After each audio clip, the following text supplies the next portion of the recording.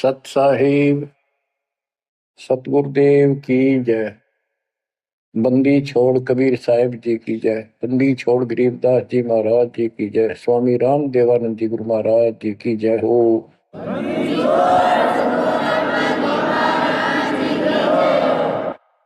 सर्व संतों की जय, सर्व भक्तों की जय, धर्मी पुरुषों की जय। श्री काशी धाम की जय, श्री सुडानी धाम की जय, श्री क्रोथा धाम की जय, श्री बरवाड़ा धाम की जय। सत साहिब गरीब नमो नमो सत पुरुष को नमस्कार की नहीं। सुर नर मुनि जन साधु संतों सर्वस दीन। सतगुरु साहिब संत सब दंडोतम प्रणाम। आगे पीछे मत हुए तिनको जा कुर्बान। बच्चों, धन्य है आपके माता पिता जिससे जन्म हुआ। धन्य है आपके पिछले जन्मों की भक्ति और संयम। उसी के परिणाम स्वरूप आज आप परमात्मा की शरण में आए हो। लख वर्षूरा जूझ ही लख वर्षा मध्य लख वर्ती जहान में तो सतगुरु से मांगे। भावार्थ है कि आप इतने अच्छे धर्म कर्म वाले व्यक्ति रहे हो, लेकिन मोक्ष नहीं मिला। मोक्ष न मिलने का कारण परमात्मा पे अविश्वास रहा। जिस भी धर्म में जब जाति के अंदर हम जन्मे, हम उन्हीं क्रियाओं को उत्तम मानते रहे। परमात्मा के ज्ञान से प्रेरित होकर कुछ दिन भक्ति जरूर की, लेकिन एक से अनेक अधिक नहीं थे हम, फिर हम रह जाते थे। लेकिन ये परमात्मा हमारे पिता हैं कबीर साहब, हमारे सच्चे साक्षी हैं, हमारे एकमात्र हितैषी हैं इन काल के 21 ब्रह्मांड रूपी नरक में। बच्चों, कबीर साहब कहते हैं झूठे सुख को सुख है ये मान रहा मनमोद, ये सकल कभी ना काल का कुछ मुख मत क्रोध। हम इस झूठे सुख को सुख मान रहे हैं। थोड़ा सा धन हो गया, कार कोठी होगी, बेटा बेटी होगी, और फिर सारा दिन बकवादों से अतिरिक्त कुछ नहीं सोचता।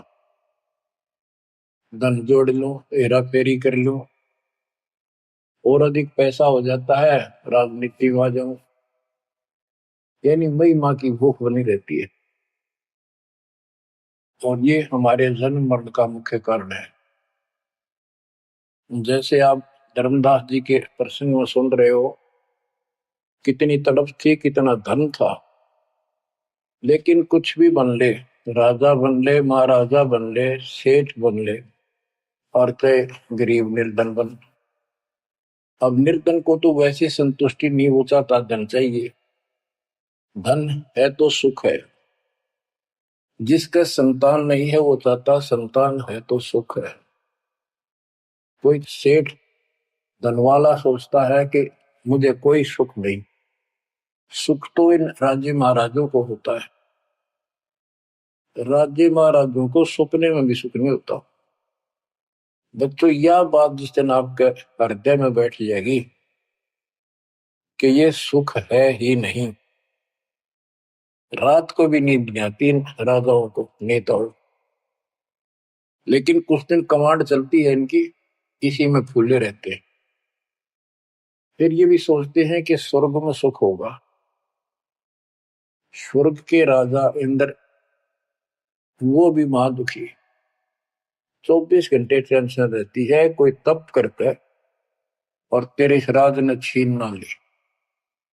स्वर्ग का राजा नीचे यज्ञ करके या तप करके बनता है, और उसमें एक शर्त होती है कि तेरे शासन के दौरान, तेरे शासन काल में यदि कोई पृथ्वी पर ऐसा तप कर लेगा जो खंड ना हो, कुछ समय निर्धारित है, और 100 अश्वमेध यज्ञ निर्बाध कर गया तो तेरी पदवी को छीन लिया जाएगा, उसको ये पद दिया जाएगा। तो बच्चों, उस राज को बनाए रखने के लिए इंद्र कभी हद भी पार कर देता है, अति कर देता है, इज्जत बेइज्जती का सवाल भी नहीं रहता। एक प्रसंग आता है, मार्कंडे गोसाई तपस्या कर रहे थे बंगाल की खाड़ी में। इंद्र को पता चला कि एक साधक मार्कंडे बहुत जबरदस्त तप कर रहा है और कुछ दिनों में उसका तप संपूर्ण होने वाला है और तेरी गद्दी जाएगी। उसने अपने देवता गुप्त रूप में गुप्तचर छोड़े होते हैं। इंद्र ने अपनी पत्नी भेजी उसका धर्म खंड करने के लिए। कति अंत हो जाता है आदमी जब अपनी पत्नी को परपुरुष के पास भेजता है, यहाँ कति गिरावट की अंत आ जाता है। इतना जलील होना पड़ता है इस राज्य को बनाए रखने में, और वो भी हार जाती है। फिर इंद्र जाता है। ये लंबी कथा है, फिर कभी बताएंगे। मार्कंडे ऋषि इंद्र की पदवी को टारगेट करके तप नहीं कर रहा था। ये ऋषि क्या करते रहते हैं, ओम नाम का जाप करते हैं और तप करते हैं। तब तो इन्होंने ब्रह्मा जी से लिया। ब्रह्मा जी कमल के फूल पर बैठे थे। जब वो होश में आए, कमल जल पे होता कमल का फूल, सब जगह जल ही जल था। आकाशवाणी हुई कि तप करो। यह आकाशवाणी उसने भगवान की मानी। 1000 वर्ष तप किया। फिर आकाशवाणी हुई सृष्टि रचो, यानी जीव उत्पत्ति करो। तो कहने का भाव ये है बच्चों, फिर बाद में इनको वेद मिले, ब्रह्मा ने वेद पढ़े। ये सारे ब्राह्मण ब्रह्मा की संतान है। इनका सबका गुरु ब्रह्मा जी है। ब्रह्मा जी ने इनको बताया ओम नाम का जाप वेद में लिखा है। बच्चों, ब्रह्मा जी ने वेदों को पढ़ा। उसमें यजुर्वेद अध्याय 40 मंत्र 15 में ओम नाम है। चारों वेदों में कहीं और दूसरा नाम नहीं, ना दोबारा ओम नाम का जिक्र है। तो इन्होंने ओम नाम तो वेदों से ले लिया और तब आकाशवाणी मान ली भगवान की ब्रह्मा जी ने। तो ऋषियों ने उसी आधार पर साधना की।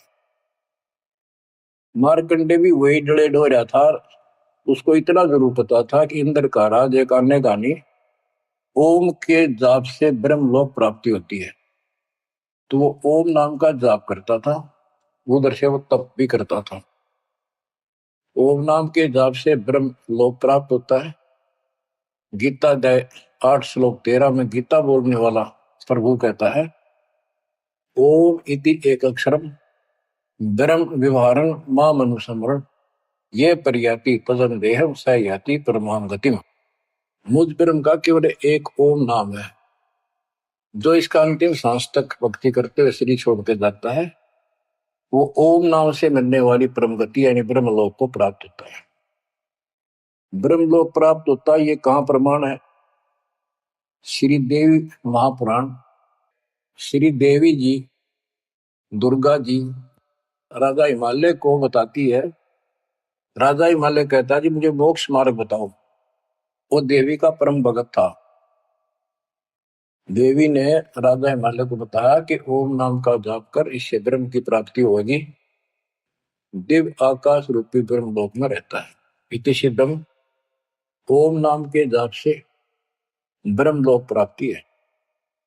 गीता अध्याय 8 श्लोक 16 में लिखा है कि ब्रह्म लोक में गए साधक भी पुनरावृत्ति के अंदर है, दोबारा जन्म मृत्यु में आते हैं। अब जो साधना कर रहा है उसको कति उत्तम मान के कर रहा है, ना तो करे को नहीं, इच्छा ही नहीं बना उसकी। बताओ, इनको ये नहीं बता तुम कर कह रहे हो, इसका प्रतिफल क्या हो। एक कथा सुनाऊं, छोटा सा चुटकुला, सच्चाई है, चुटकुला नहीं, उदाहरण। दास के पास एक बहन अपनी दूसरी बहन को लेके आई। उसका पति शराब पिया करता और रोज पीटे, झगड़ा रखे। तो जो लेके आई थी उसका पति भी इतना नालायक था। परमात्मा ने दया करी, वो सुधर गया और तगड़ी भक्ति करने लग गया, खूब सुधर गया। चर्चा होगी गांव में। तो वो बहन बोली जी मैं तो अपनी बहन को देख के आई हूँ, इसके तो सारे सुख हो गए। मैं बेटी आपके भी होंगे, आपको ये हमारी मर्यादा का पालन करना पड़ेगा। वह बोली जी मैं ये व्रत ना छोड़ दूं, 16 शुक्रवार के व्रत करती हूँ। 16 शुक्रवार के व्रत करने हैं, वो तो 5-6 हुए हैं मेरे। मैं बोला हमारा नाम लेना बेटी वो सब त्यागने पड़ेंगे। ये व्रत रखती किस उद्देश्य से है, क्या लाभ होगा आपको फिर। तो वो बहन बोली जी बताई थी किसी ने, अब तेरा पति शराब छोड़ देगा। मैं बोला पहले 16 शुक्रवार व्रत के प्रतिफल बताऊं के उसे, इसका लाभ क्या है। ये आन उपासना ये डले ढोने वाले क्या बताते हैं कि एक बहन का पति परदेश में गया था और वो 2-3-4 साल तक आया नहीं। उसने किसी ज्योतिषियों से दिखाया, पत्रे हाथ दिखाए, किसी ने बता दिया कि तेरा पति तुझे भूल चुका है, तेरी याद नहीं रही। माता संतोषी के व्रत रख 16, तेरा पति वापस आ जाएगा। उसने व्रत रखने शुरू किए शुक्रवार के 16वें दिन, 16वें व्रत वाले दिन वापस आ गया। ये है इसका फल। और मैं बोला तेरा पति रोज आवे रोज कूटे, गड्ढेगी तू इस बता के फूकेगी बर्ता, बुद्धि कान रखेगी तुम्हारी। तंती रखना नहीं चाहिए, 2-4 दिन ना हो तो बढ़िया, पिटाई देना हुआ। कहने का भाव यह बच्चों, इन गुरुआ गांव बिगाड़े संतो गुरुआ गांव बिगाड़े, ऐसे कर्म जीव का लागिए ईव जड़े नहीं जाड़े। तो मार्कंडे ऋषि इंद्र से कहता है, इंद्र तू इंद्र की पदवी छोड़ दे, अगले जन्म में गधा बनेगा। इंद्र कहता जी फेर की फेर देखी जाएगी, तो मौज करने दो। बता हमारी बुद्धि यहां तक सेट हो चुकी है, फेर के देखी जाएगी, गधा बने पाछा तो कुमार देखेगा, कड़म मारेगा लठ, 2.5 मिनट का धरेगा समान कमर पे। मार्कंडे ऋषि उसको कहता तू मेरे वाली साधना कर ले, तुझे ब्रह्म लोक पहुंचा दूंगा। बच्चों वो कहते हैं ना, बेड की लात गोडने तले तले, ये कहीं जा लो, इनका ये इतना ज्ञान है, इतनी इनकी अंतिम भक्ति है। अब प्रसंग चल रहा है धर्मदास जी का। ये डरे धर्मदास जी ने खूब डो लिए थे, और जब आंख खुली होए होए होए, अब परमात्मा उनको छोड़कर चले गए। दोनों पति पत्नी देखते ही रह गए, आंखों में आंसू टपक रहे थे। ओझल हो गए भगवान जब गली से अंदर आए, राग खूब रोए अंदर बैठ के। ताकि पता नहीं आऊंगे कि ना आऊंगे ना, ये गांव नाम बताते, ये भी कमाल हो गया। परमात्मा कराते आए तो धर्मदास जी ने बोले खुशी मनाई, चरण पकड़ के बहुत कुछ प्रश्न उत्तर किए। आखिर में कहने लगे धर्मदास जी, हे प्रभु अवगत कला तुम्हारी, हम है कीट जीव वे बिचारी, सत्य लोग तुम वर्ण सुनावा, शोभा पुरुष अनसन सत भावा। हे परमात्मा आपने सतलोक बताया, आपने परमात्मा की शोभा बताई, रहने वाले हंसों का भी बड़ा गजब का सुख बताया। कैसे न देश राज व आही, चित इच्छा प्रभु देखन ताई। कि वो कैसा देश है, कैसा लोक है, मेरा मन करता है उसने देखो। परमात्मा बोले धर्मदास ये निर्घनी काया, निर्घनी ये बेकार, इसमें डंगा भरा पड़ा, काम क्रोध लोभ विष्टा थूक ब्लड टट्टी पेशाब, इसमें कैसे दर्शन होगा उस भगवान के। मैं जो बताता हूं तू ऐसे भक्ति शुरू कर दे, और जब शरीर छोड़ के जाएगा तो आपको परमात्मा के दर्शन हो जाएंगे। वहां सतलोक भी देखिए, वहां सारे अपने बहन भाइयों में खुशी करे ना। धर्मदास ये निर्गनिकाया, ये तन पुरुष दरस के में पाया, इस तन में भगवान कैसे दिखेगा। तन ठीक का जब पूरा हो भाई, सतलोक तो देखो जाए। जब ये तेरा शरीर का समय पूरा हो जाएगा जीवन, फिर इसको छोड़ के सतलोक देख ली जाके। धर्मदास के चरण हो रहा, हे प्रभु दर्शा मिटाहो मोरा। शरण टेक प्रभु विनय तो ही, पुरुष दर्श बिन कल नहीं मोही। दोनों चरण पकड़ के धर्मदास ने बोला, ये भगवान एक में दिखा दो, मेरी यह भगवान के दर्शन की प्यास मिटा दो, उसके दर्शन बिना मुझे एक पल भी चैन नहीं होगी। परमात्मा बोले, भाई मैं ही हूं प्रभु, सारी सृष्टि का मालिक मैं हूं, मैं आपका गुरु हूं। दीक्षा दी धर्मदास जी को मेरे, मैं आपका गुरु हूं, मैं आपका भगवान हूं, मैं सत्पुरुष हूं और मेरा ही नाम कबीर है। लेकिन उसके आवाज समझ में नहीं आई और बार बार यही कहने लगा, भगवान के दर्शन करा दे, भगवान के दर्शन करा दो, जब मेरी आत्मा मानेगी। बच्चों विचार करो, पहले हम किसी की भी भक्ति शुरू कर दी, राम की, कृष्ण की, शंकर भगवान की, विष्णु भगवान की, किसी की भी, और सब स्वर्ग बताया करते। कदे इस मन भाई का अगला स्वर्ग दिखाओ, हमने जब मानूंगा। पर जब ठीक ठिकाना आता है, ये मन अड़ियल घोड़े की तरह अड़का खड़ा हो जाता है। तीसरे केवल बकवाद करवानी, अच्छे राह पर लगते समय सौ बाधा पैदा करता है। ये मन अड़ रहा था। गुप्त भय प्रभु अविगत ताता, धर्मदास मुख आवन बाता। जब इतनी जिद करी, परमात्मा अंतर ध्यान हो गया और धर्मदास वो खोले रह गया, ना हाँ करे ना बोले, या के बनी क्या कहने लगा, मैं मतिहीन कोमती मोहि लागा, मोहि समकोल है जग में बागा, मैं मूर्ख प्रतीत न कीना, अस साहिब के मैं नहीं चीने। अब कौन विधि दर्शन पाऊं, दर्शन बिना मैं प्राण गवाऊं। चरणोदक बिन करुण अग्रासा, तदो शरीर कह धर्मदासा। अब क्या कहता है, मैं बड़ा निकम्मा, मैं दुष्ट आत्मा, मतिहीन, कितना मुंह ला लिया भगवान ने मेरे को, और देख मैं कितनी जिद कर गया, मेरे जैसा निर्भाग धरती पर नहीं। मैं मूर्ख, मैंने भगवान पर विश्वास नहीं किया, फिर वो बुरी तरह। इस मन की यह गंदी आदत है।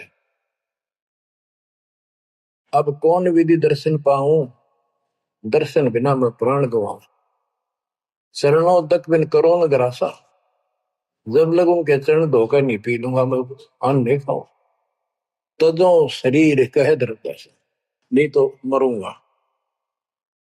दिवस सात लग अन्न न खावा, भजन अखंड नाम लो लाओ। जो नाम दिया था उसमें डट कर भक्ति करता रहा, ना कुछ खाया ना पिया। सातवें दिन पर वो प्रगट दिखाए, धर्मदास पद गए उकलाए। सातवें दिन परमात्मा आए, धर्मदास ने पैर तरफते हुए पड़े पड़े ने पैर पकड़ लिए। दृढ़ श्वासा निपट अधीरा, पड़े चरणन में अक्षीण शरीरा। शरीर बहुत कमजोर हो गया था। धरती में पड़े पड़े न सरक के वाले के चरण पकड़ लिए। कर गए साहेब तही उठावा, शीश हाथ दे अंक मिला। परमात्मा ने उसके अपने हाथ का सहारा देकर उसको खड़ा किया और फिर अपने सीने से लगाया। धर्मदास चरणोदक लीना, चरण पखार आचमन कीना। धर्मदास ने फिर उठ के जल लाया, परमात्मा के चरण धोकर पिए। परमात्मा बोले, हे धर्मदास, प्रसाद कुछ पाओ, कुछ खा लो। कर प्रसाद तो मुंह पे आओ, मेरे पास आओ फिर तो, और फिर मैं तुझे सारा ज्ञान बताऊंगा। तो धर्मदास ने जल्दी जल्दी कुछ खाया। उसका ये टेंशन थी कि चले ना जा। थोड़ा बहुत खाया, पानी पी कर पटदे से आगे बैठ गया। धर्मदास का शरनाई, सुन प्रभु अगर अपार, 7 दिवस कहाँ रहे, कौन देश पगडार।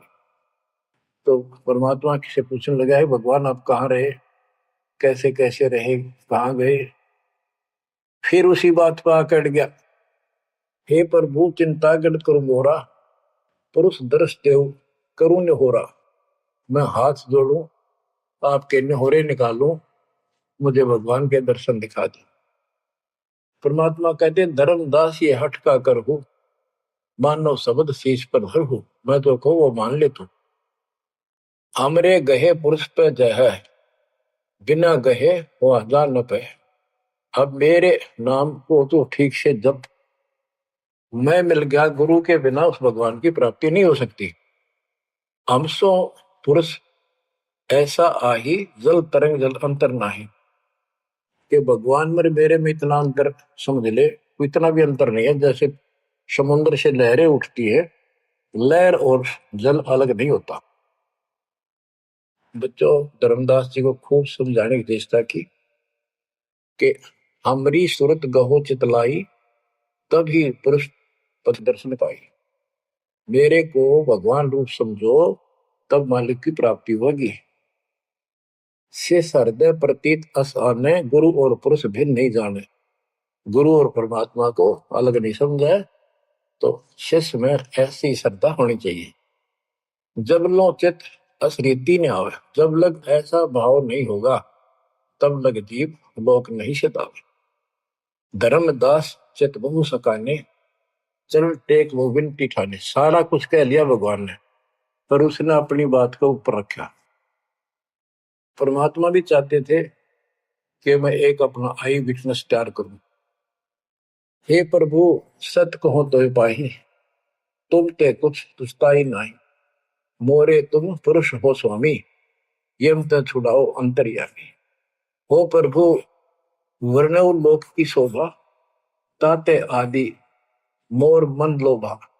आपने इतना सुंदर लोक बताया, वहां के इतने सुख बताए, तो इसलिए मैं देखना चाहता।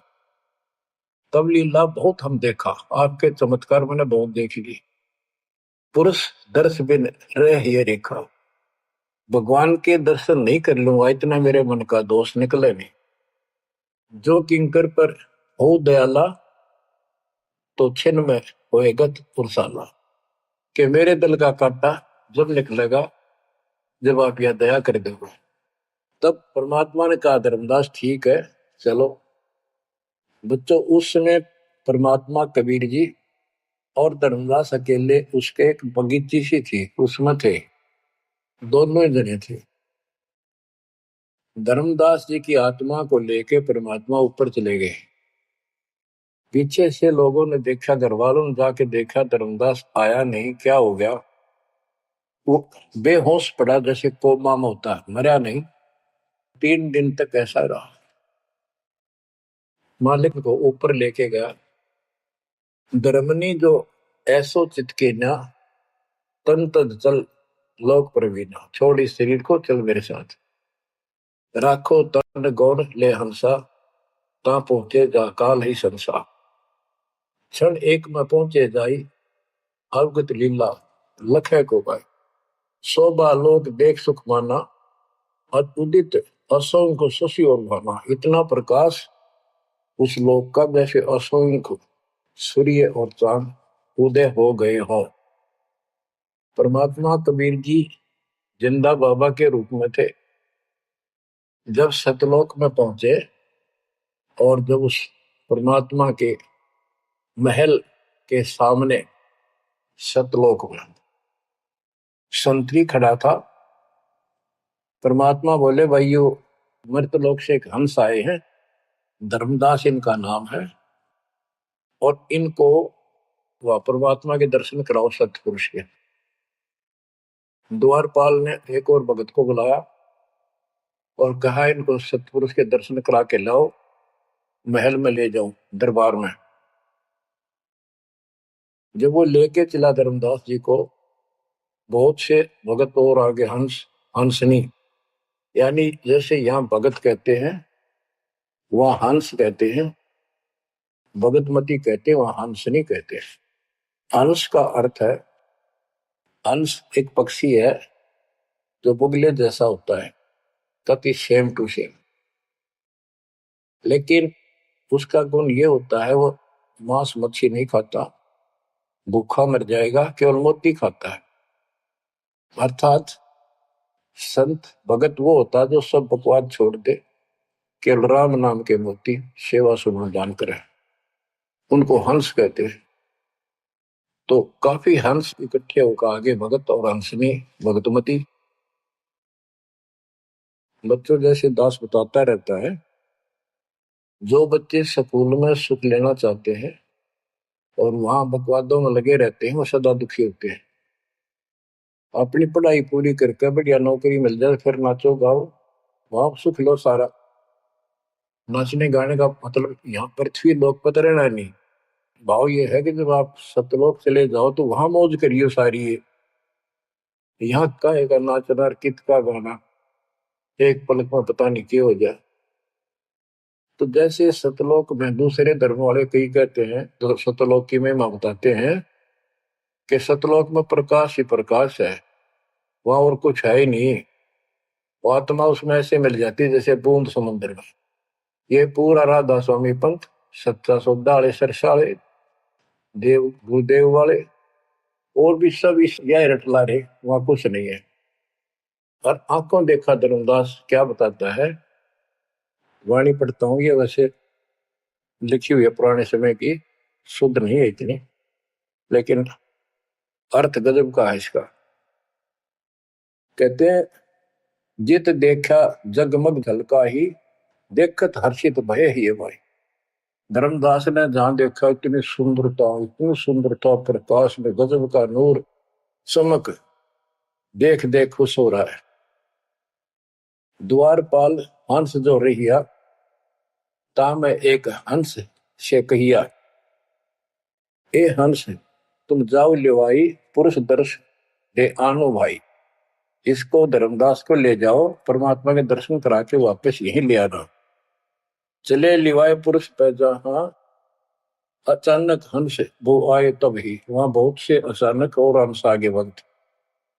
करत कोलाहल मंगल चारा, शोभा अद्भुत अंग अपारा। ओहो, उनके जो वहां पर भगत आए और भगतनी आई, इतने गजब के सुंदर शरीर देखते ही बने। उनके गले में रत्नों की माला और जगमग दे, बहुत गजब का, बहुत सुंदर कपड़े पहन रखे, अमर चीर शोभा धर्माए। अनसन भाल शोभा के वर्णों, धर्मदास कहता है कि उन हंसों के माथे की शोभा क्या बताऊं, बहुत गजब की। रवि करतारों षोडश चंद्र भाल छिवि लहू, यानी 16 चंद्रमा का प्रकाश हो उनके माथे की, इतनी चमक थी, इतना नूर था। हंस कांति प्रतिरोम प्रकाशा, हीरा मणि उदित रोमासा। उनके शरीर की इतनी गजब की शोभा थी, प्रत्येक की, रोम रोम की, जैसे हीरा मोती चमक रहे हो। उनके शरीर का प्रकाश षोडश रवि, अनसन छवि मोहा, देह प्राण शुभ अमृत शोभा। उनके शरीर की शोभा 16 सूर्यों के प्रकाश जितनी थी। अब वहां भगवान के दरबार में पहुंच जाते हैं वो लेकर के, सिंहासन से भी देखत मनमोहा। ओहो, सुरती हंस अग्रानी अगाने, सत्य पुरुष सकल देखत अरसाने। वहां लेकर गए नाचते गाते हुए, जब उसने भगवान को देखा, धर्मदास जी ने, तरह गजब का प्रकाश, एक रोम शरीर के बाल की चमक, करोड़ सूर्य करोड़ चांद मिला दे। एक रोम रवि शशि कोटि सा, एक रोम की शोभा करोड़ सूर्य और चंद्रमा जैसी। पुरुष प्रकाश सतलोक अंजोरा, ताने पहुंचे निरंजन चोरा। के उस सतलोक का इतना सुंदर प्रकाश है, वहां ऐसी व्यवस्था है कि वहां ये काल निरंजन, ये चोर नहीं जा सकता, यानी इसका वहां भय नहीं है। अब सुनो, 4-5 पंक्तियों में कमाल कर दिया। पुरुष कबीर देखा एक भाई, धर्मदास पुन रहे लज्जाई। वहां पर परमात्मा, तो सतलोक का मालिक, असंग ब्रह्मांड के तकत पर सिंहासन पर विराजमान था, वो वही सूरत थी, उनके साथ धरती से नीचे से आया था। ओहो, देखो ये तो लिखा कबीर सागर में, ये वो सुना रहा हूं। और वास्तविकता आपको बताई कि परमात्मा स्वयं उसको साथ लेकर गए और वो चौर करने लगे उसके ऊपर। हमने इसका रस निकालना, सारा रस निकालना है। कबीर सागर का बहुत अड़ंगा कर रखा है इन्होंने, फिर भी हमने निष्कर्ष देखना है जब धर्मदास जी ने देखा कि ये कबीर इनका सेवक है और ये है भगवान, उसमें रूप दो थे। जब परमात्मा खड़े हुए और जिंदा बाबा वाला रूप उस तख्त पर विराजमान हुआ, बच्चों जिसको धर्मदास भगवान मान रहा था वो खड़े हुए सतपुरुष और परमात्मा जिंदा बाबा वाले वेश सिंहासन पर विराजमान थे, और वो चवर लेकर खुद परमात्मा उस कबीर जिंदा बाबा पर करने लगे। धर्मदास का आश्चर्य का ठिकाना नहीं कि अभी भगवान यो है कि ये है। इतने में वो जिंदा बाबा में समा गए जिसको वो सतपुरुष दिखाई दे रहे थे, और वो शोभा जो कि तू जिंदा बाबा वाले शरीर की होगी। अब कहते पुरुष कबीर देखा एक भाई, धर्मदास बहुत ही लज्जाई, वह मुझे प्रतीत नहीं आई, हे परमात्मा कैसी कुमुख हिम्मत छाई।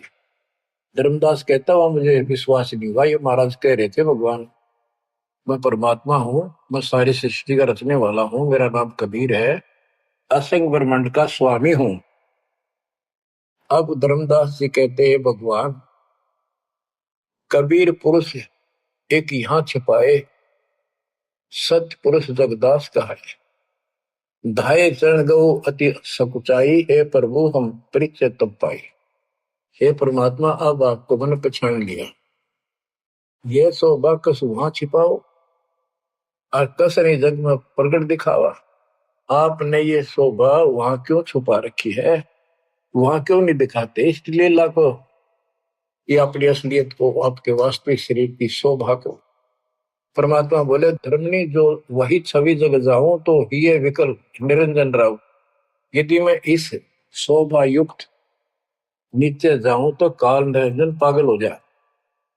और मैंने उसको वचन दे रखा है कि मैं अपना ज्ञान समझा के जीव को लाऊंगा। और वैसे बच्चों परमात्मा आज हमने ले जा, हम टिक नहीं सकते वहां पर, भूल जाओ इन बातों, ये तो कहने की बातें हैं। उदाहरण देता हूँ, कबीर साहब कहते हैं हम मोहम्मद को वहां ले गए, इच्छा रूपी सतलोक गिरे हो, उल्ट मोहम्मद महल उठाया, दूध धीरे थे कलमा था। यानी हम हजरत मोहम्मद जी को ऊपर लेके गए थे कि ये समझ गया तो इन सब इसने लाखों त्याग कर रखे, सबको बता देगा। लेकिन नीचे पर बोता घनी हो गई थी, संगत उबत खूब हो गई थी इसकी, और उसके ऊपर पर बोता पाके भूल गया भगवान को, नहीं इच्छा हुई तो वापस छोड़ दी। उस दिन पाछे आप भी मर गया और वहां पर भूता भी रहेगी। काल का इतना अजब गजब जाल है बच्चों। तो धर्मदास जी से बोले कि आप नीचे जाओ, धर्मदास जी बोले भगवान ये वहां ना बेचो, यही रख लो मेरे दाता, इस नरक में मत दे। अब मैं नहीं जाऊं दाता वहां पर। परमात्मा बोले भी ऐसे नहीं बात सुनेंगे, वहां तुम जा चिंता ना कर, मैं तेरे साथ रहूंगा और सत भक्ति दूंगा, उससे आपकी भक्ति गजब की बन जाएगी और भक्ति युक्त होकर यहाँ आएगा, वैसे यहाँ ठिकाना नहीं मिलेगा तेरे। और दूसरी बात है कि तूने सब कुछ देखा है, नीचे औरों को बता, तेरे भाई बहनों को विश्वास होगा।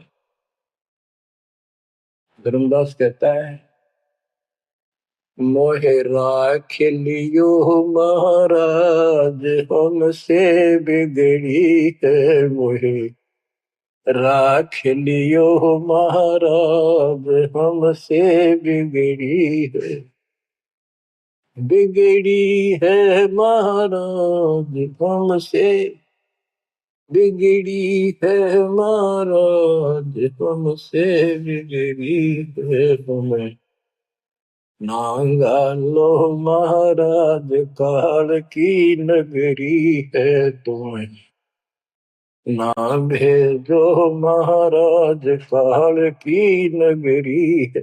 रो बुरी तरह, जैसे किसी ने आग में धकाया करे जबरदस्ती मर तो राख लो महाराज, हम गंदे हिसाब से। अब पता चला वो सारे भक्तों ने बताया तुमने ऐसी गलती करी थी भाई, इसलिए दुख पा रही कि हमने खुद बिगाड़ी अपनी किस्मत। तुम रख लो दाता, ना वे जो मेरे मालिक पैर पकड़े रोवे। परमात्मा बोले भाई ऐसा ना कर, वापस चल और वहां पर मैं तेरे साथ रहूंगा, भक्ति कर, कोई दिक्कत नहीं आने दूंगा मैं तेरे को, चिंता ना करी, तेरे पीछे पीछे न फिरूं था मैं। और ये सारे ठाठ मैंने दे रखे थे तेरे को वहां पर, निकाल तो सारा कचू मन निकाल दे 1 मिनट में।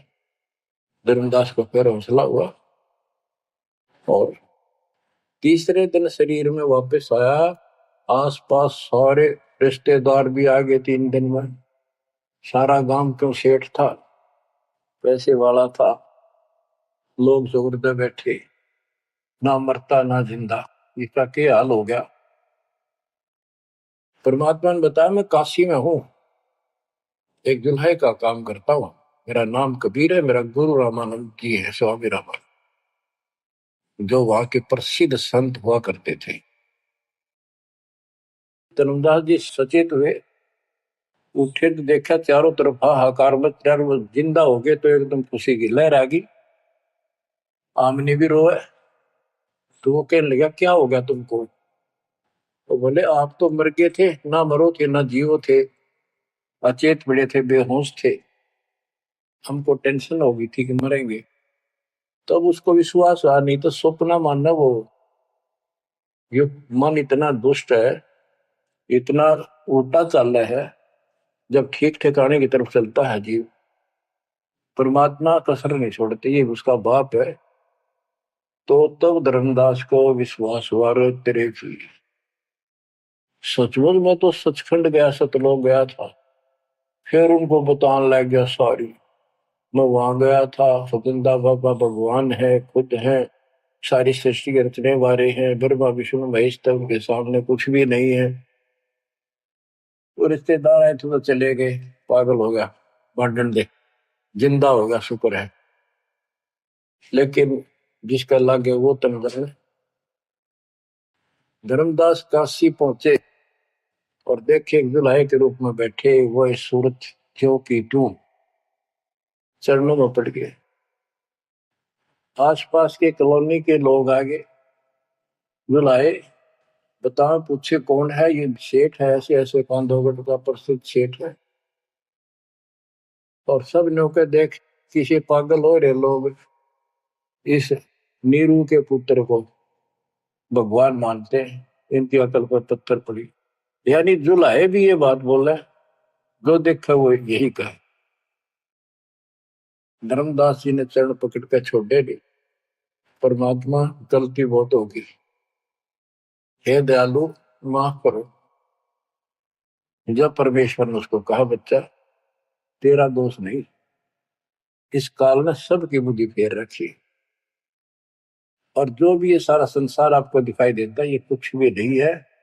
1 सेकंड में मृत्यु हो जाती है इंसान की, और फिर कुत्ते गधे बनाकर छोड़ देता है। इसने तो सच्ची भक्ति करने नहीं देनी, या सच्ची भक्ति या जैसी भी आस्था मैं ही जीवों की बनाए रखे हुए हूं। उस टाइम तो धर्मदास जी सारी मान्य था, वो बात ही नहीं रही। अब परमात्मा बोले धर्मदास आप अपने घर जाओ, और बच्चा मैं वही आऊंगा तुम्हारे पास।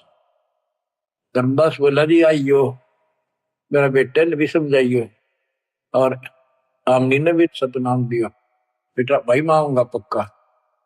धर्मदास से ले गए परमात्मा वहां, आमनी को नाम दिया। और धर्मदास जी बोले जी मेरा एक पुत्र है नारायण दास, उसको भी समझाओ। धर्मदास जी ने नारायण दास बुलाया कि आजा भाई, गुरु जी आए, भगवान आ रहे हैं। बैठ गया, परमात्मा ने जो ज्ञान सुनाया उठ के चल पड़ा। फिर बुलाए तो भी नहीं आया, अगली बार भगवान ने खूब कह लिया बुला लिया भाई तेरे बेटे ने नाम दे दूंगा। धर्मदास गया, बेटा आजा, नारायण दास कल्याण हो जाएगा, काल के जाल में फंस गई। वो कहता पिताजी आपकी मति मारेगी, इस जो लाए ना आपको बुद्धि भ्रष्ट कर दिया, देवताओं को छोटा बताता है ये देवताओं की निंदा करता है, मैं ना इसके दर्शन भी करूं। धर्मदास ने खूब कह लिया पर लड़का मानना नहीं। धर्मदास जी रोने लग गया महाराज के चरणों में। दाता एक का पुत्र मेरा हरियो काल के मुंह में जागा, दया करो दाता, इसको शरण में ले लो दाता। हे भगवान, मैं बहुत दुखी हूं। परमात्मा बोले बेटा मैं समझाऊं तू समझावे और इसकी मां समझावे, कि तुम्हारे से ज्यादा इसका हमदर्द कौन हो सकता है। जब ये आपकी नहीं मानता तो भाई इसको छोड़ दो। ये महाराज ने के छेड़ा जाता है, ये महाराज समझाओ इसने। परमात्मा बोले भाई यू काल का दूत भेज रखा तेरे घर पे, कति चौगर ते तो बांध रखा तू, या बात मान ले मेरी। अब काल का दूत का धर्मदास का दुख हुआ इस बात का। आए इकलौते पुत्र ने गुरु जी काल का दूत क्यों बतावे है। परमात्मा बोले कि तेरा बेटा कहां पर है, उसको एक बार ले आया यहाँ पर। धर्मदास बोले बेटा चल तो कुछ ना सुनिए, बैठ जाओ बस। वो आ गया। परमात्मा ने उसकी तरफ ऐसे आशीर्वाद वाला हाथ किया और धर्मदास से बोला देख ये है तेरे बेटे की बॉडी के अंदर, इस शरीर के अंदर यू काल बैठा। उसका शकल देखी उसने छोरे के अंदर से, वो वास्तविकता थी उसको काल के दूत की। ओछा माता, लंबे दूत, विकराल शरीर। परमात्मा बोले यू बैठा इसके अंदर, यू काल का दूत है, ये कभी भी नाम नहीं लेगा ना तेरे साथ चलेगा। जब धर्मदास बोला नारायण दास है, जा बेटा जा जा, कर ले काम कर ले काम। चरणा में पट गया, भगवान मेरा तो बीज नष्ट हो गया, हे भगवान मेरा तो वंश ऊपर चलेगा, बताइए काल पैदा हो गया मेरा तो। परमात्मा बोले वंश ने के चाटेगा, तू पीछा छुटवा ले यहाँ से बेटा, क्या करेगा इस वंश का। ये तो काल खाई खुराक का पहन पोशाक का यम का बकरा पड़ता है, लेकिन हमारा तो रंग चढ़ रहा है। लोग के कहेंगे, फलाना के कहेगा, संतान ना हुई तो संपत्ति का कैसे होगा। कई बीमारी बांट रखी है, कई रोग ला रखे काल। परमात्मा बोले ठीक है, तेरे को मैं अपना बच्चा अपना हंस भेजूंगा, और आज से 1 साल के बाद तेरे घर में पुत्र उत्पन्न होगा, उसका नाम चूड़ामणि रखना। उस समय बताते हैं धर्मदास की उम्र 80 साल की हो चुकी थी और आमनी देव भी वरदौलिये थे। ये धर्मदास के आप विश्वास हो, ये मालिक हे परमात्मा इस उम्र में कैसे बच्चे होंगे हमारे, हम तो कति व्यर्थ हो चुके हैं। तब दाता ने कहा देख उधर देख, तेरे आंगन में एक छोटा सा बच्चा ऊपर से आया, आंगन में हाथ पैर मारे नो, एक पत्ते के ऊपर लेट गया आकर, साथा है पत्ता से, ये तेरे घर में 1 साल के बाद आ लेगा। इतने बहुत ध्यान हो गया, कुछ विश्वास कुछ अविश्वास, परमात्मा की दया हुई। आमनी को गर्भ रहा, 9वें महीने 10वें दिन बच्चा हो गया, नाम चूड़ामणि रखा। और तू कुल की चिंता करता था, तेरा 42 पीढ़ी तक तेरा वंश चलेगा, चिंता ना कर। जब उसका दिल डटा, बच्चों गजब की बातें, तो मैं धीरे धीरे इसको पूरी सुन लो कथा को, आपके बहुत से अंधेरे हट जाएंगे। अब परमात्मा ने चूड़ामणि शाना हुआ, उसको दीक्षा दी, उसी को धर्मदास जी को भी गुरु पद दे दिया था। पर बोला तो किसी ने मंत्र ला दिया, सारा सार नाम तक दे दिया उसको, और कसम खवा दी कि ये नाम किसी को नहीं बताएगा। जब धर्मदास डिगमग देखे तो उसके लड़के को गुरु पद दे दिया चूड़ामणि, केवल 5 नाम, ये 7 में से 5 बीच बीच के दिए, और बेटा इसी को तू आगे देता रहना, तेरे गुरु पद दे दिया। परमात्मा की कोशिश थी ये मंत्र करते रहेंगे, इनको मनुष्य जीवन मिलते रहेंगे, भगवान की आस्था इनमें बनी रहेगी, कुछ लाभ होते रहेंगे, और इस बिचली पीढ़ी तक जाना था उनको। लेकिन धर्मदास को बता दिया था कि काल मेरे नाम से 12 पंथ चलाएगा, कि सारे गलत साधना करवाएगा, और तेरे वंशज तेरे परिवार वाले 6ठी पीढ़ी में जाके ये असली नाम भी छोड़ देंगे। एक टकसारी पंथ होगा, उसकी साधना शुरू कर देंगे, जो एक आने की नहीं होगी। जो इब सारे धर्मदास वाले दामा खेड़ा वाली गद्दी में वो टकसारी वाले की साधना चल रही है। वो 5 नाम भी गए। फिर धर्मदास रोने लग गया, हे मालिक इनका उद्धार कैसे होगा। और माता बोले मैंने कुल दिया तेरा 42 वंश तेरे, उद्धार उसका होगा जो मैं भेजूंगा एक संत भगत अपना दास, उससे तेरे पीढ़ी वाले नाम लेंगे या सारा संसार लेगा, सबकी मुक्ति हो जाएगी। बच्चों, परमात्मा की असीम रजा है, आप ये सत्यनारायण कथा सुन रहे हो और सुनते रहो। मुश्किल से ये अमर कथा मिली है सुनने को। मालिक आपको मोक्ष दे, सदा सुखी रखे। सत साई।